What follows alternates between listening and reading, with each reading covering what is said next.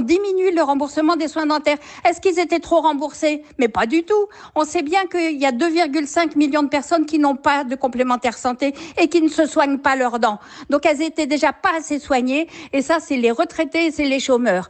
Donc là on a une assurance maladie qui veut faire des économies sur le dos des personnes qui ont peu de moyens, sur le dos des pauvres, c'est absolument inadmissible. Et le bouc émissaire, c'est les médecins traitants. J'ai jamais vu ça, qu'ils assument leur politique. Alors, c'est le ministre de l'économie, bien sûr, pas le ministre de la Santé, qui a évoqué justement ces contrôles. Est-ce que vous êtes prêts, les médecins généralistes, à supporter des contrôles supplémentaires ou pour vous, il n'en est pas question ? Nous ne voulons pas de mise sur objectif. Qu'est-ce que c'est ? Leur contrôle, c'est de dire aux gens, vous devez baisser de temps vos arrêts de maladie.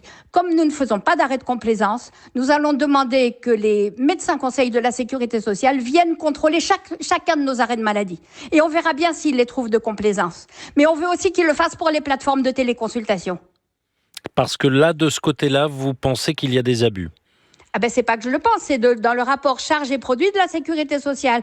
C'est pareil, les prescriptions d'antibiotiques ont flambé sur les plateformes de téléconsultation. Donc on le sait très bien, tout le monde le sait très bien. Et c'est l'État lui-même qui a fait sauter tous les verrous. Donc il faudrait savoir, soit on dérégule, soit on organise. Soit on répond aux demandes de soins, on en fait un bien commercial et avec les complémentaires qui prennent le rôle et c'est à chacun selon ses moyens et non pas à chacun selon ses besoins. Soit on organise un système de santé cohérent pour soigner la population et on anticipe les dépenses de santé qui vont forcément augmenter puisque la population vieillit. Pardonnez-moi Agnès Gianotti, mais vous évoquez les plateformes à l'instant, ce sont quand même des médecins qui sont derrière ces plateformes. Oui, mais ce ne sont pas des médecins traitants. Donc, ce sont des gens qui ne connaissent pas les patients, qui les ont une fois en téléconsultation. Et donc, c'est un système non organisé de consommation de soins.